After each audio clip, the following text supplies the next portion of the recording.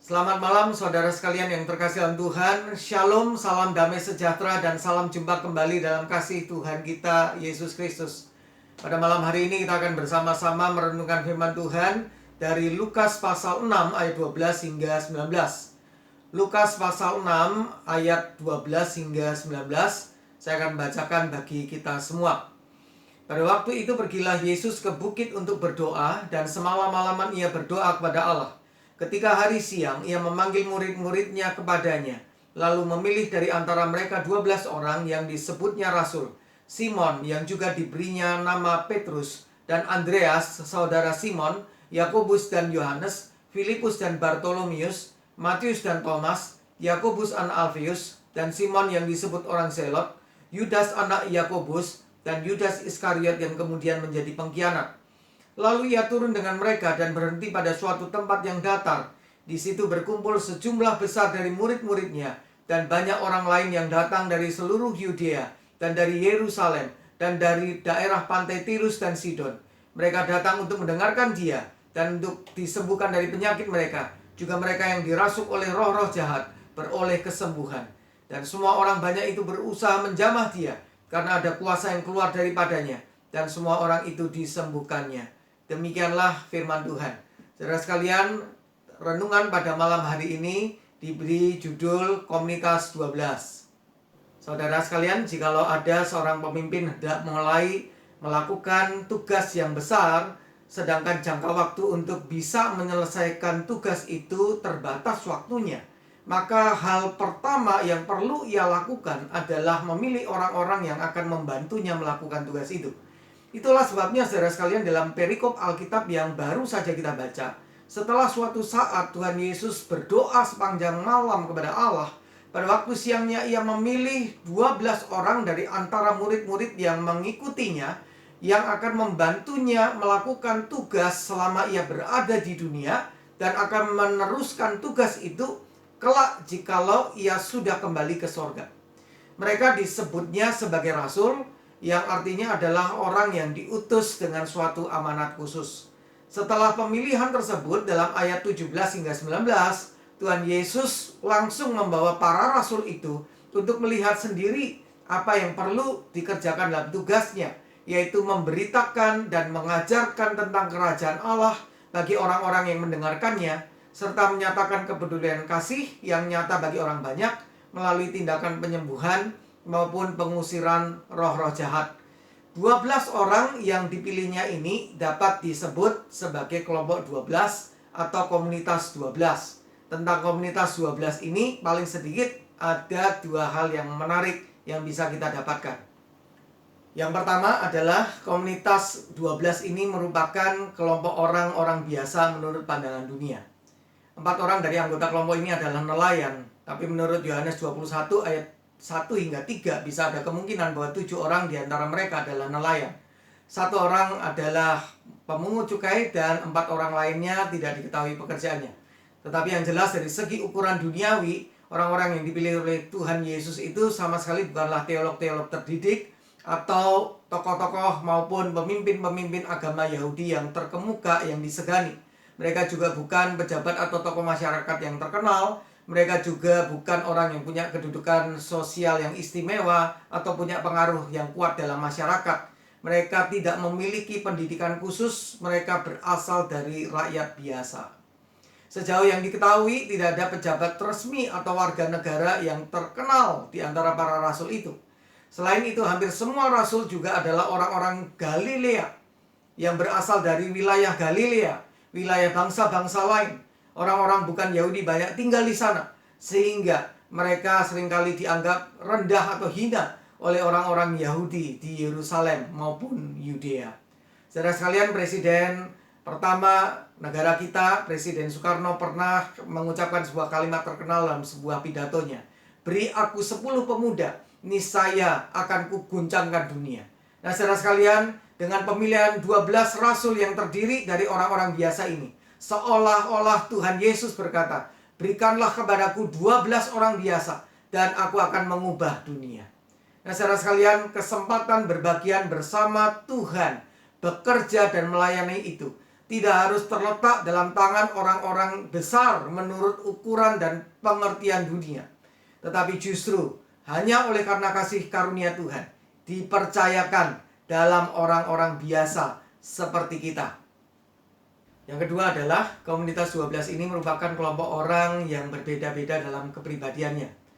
Berdasarkan catatan Alkitab, Simon Petrus, Yakobus, dan Yohanes merupakan orang-orang yang gampang tersulut emosinya. Thomas atau Didimus adalah orang yang tidak mudah percaya namun setia. Dalam hal kepribadian, perbedaan yang sangat tajam di antara kelompok ini adalah antara Matius, pemungut cukai, dengan Simon, orang Zelot. Matius adalah seorang pemungut cukai yang oleh orang-orang Yahudi biasanya dipandang sebagai pengkhianat dan pemeras bangsanya sendiri, sehingga pada umumnya dijauhi oleh orang banyak, oleh orang-orang Yahudi sebangsanya. Sedangkan Simon, orang Zelot, adalah nasionalis politik yang fanatik, seorang pemberontak terhadap pemerintah Romawi yang sangat mencintai tanah air dan bangsanya Yahudi, sehingga ia akan melakukan atau memakai alat apa saja, termasuk teror dan pembunuhan sebanyak mungkin terhadap pejabat Romawi maupun pendukungnya, maupun juga para pengkhianat Yahudi untuk mencapai tujuannya, yaitu menggulingkan pemerintahan Romawi dan membebaskan bangsa Yahudi dari penjajahan bangsa Romawi. Bisa jadi, saudara sekalian, di luar hubungan dengan Kristus, Matius ini bisa saja mati di tangan Simon, orang Zelot. Tetapi di dalam Kristus, Simon, orang Zelot, dan Matius, pemungut cukai, dipersatukan.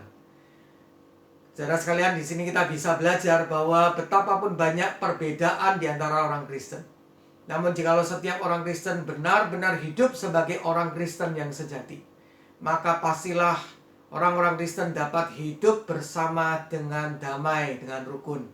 Hanya di dalam Kristus kita dapat menyelesaikan masalah hidup bersama. Karena bahkan orang-orang yang saling bermusuhan sekalipun dipersatukan dalam kasih mereka kepada Tuhan. Jikalau kita sungguh-sungguh mengasihi Tuhan, maka kita juga akan saling mengasihi satu sama lain. Kekristenan dimulai dengan tekad bahwa orang-orang yang berbeda-beda harus bisa hidup rukun, karena mereka semua hidup dalam relasi bersama dengan Tuhan Yesus Kristus. Saudara sekalian yang terkasih dalam Tuhan, Tuhan Yesus pernah berkata dalam Yohanes 15 ayatnya yang ke-16, "Bukan kamu yang memilih aku, tetapi akulah yang memilih kamu, dan aku telah menetapkan kamu supaya kamu pergi dan menghasilkan buah, dan buahmu itu tetap, supaya apa yang kamu minta kepada Bapa dalam namaku, diberikannya kepadamu." Saudara sekalian, sungguh sebuah kasih karunia Tuhan yang besar, bahwa Tuhan berkenan memilih kita menjadi muridnya, menjadi pengikutnya, terlebih lagi dipanggil menjadi orang yang bekerja dan melayani bersama Kristus untuk menghasilkan buah pekerjaan baik dalam kehidupan ini. Walaupun kita hanyalah orang-orang biasa menurut pandangan dunia, namun Tuhan berkenan memanggil kita menjadi alat kerajaannya. Marilah kita meresponi panggilan Tuhan itu dengan hidup sebagai saksi Kristus yang memberitakan dan menyatakan tentang kasih Tuhan melalui perkataan maupun perbuatan kita, termasuk juga dengan hidup rukun antar saudara seiman. Kiranya Tuhan menolong kita mengingat dan melakukan firman Tuhan ini. Amin. Marilah kita berdoa. Ya Tuhan, pada saat ini kami berdoa Tuhan secara khusus untuk kami maupun juga saudara-saudara kami yang percaya kepada Tuhan, agar senantiasa menjadi saksi Tuhan yang memberitakan dan menyatakan kasih Tuhan melalui perkataan dan perbuatan hidup sehari-hari, termasuk juga hidup rukun antar saudara seiman. Kami juga doakan Tuhan secara khusus untuk kehidupan new normal yang mulai diberlakukan di Indonesia. Kiranya melalui hal ini, kehidupan di negara kami berangsur-angsur mengalami pemulihan dalam segala bidang.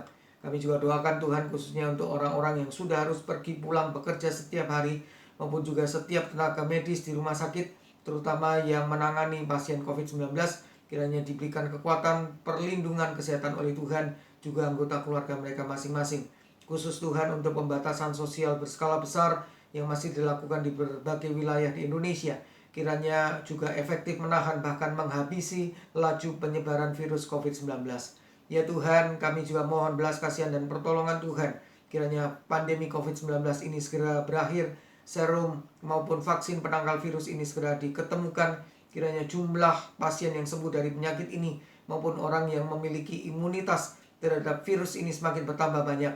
Jumlah kematian maupun kasus pertambahan pasien positif akibat virus ini semakin jauh berkurang, baik di Indonesia maupun di seluruh dunia. Kami juga doakan Tuhan khususnya untuk keluarga-keluarga, orang-orang atau saudara-saudara kami yang mengalami pergumulan terkait dengan kesehatan, keluarga, keuangan, pekerjaan, pendidikan, masa depan, dan lain sebagainya. Apalagi pergumulan itu makin diperberat dengan adanya pandemi COVID-19. Kami sungguh mohon jalan keluar pemulihan dan pertolongan dari Tuhan atas mereka. Kami juga berdoa Tuhan untuk keluarga-keluarga yang mengalami kedukaan karena kematian salah satu anggota keluarganya. Kiranya Tuhan juga memberikan kekuatan dan penghiburan.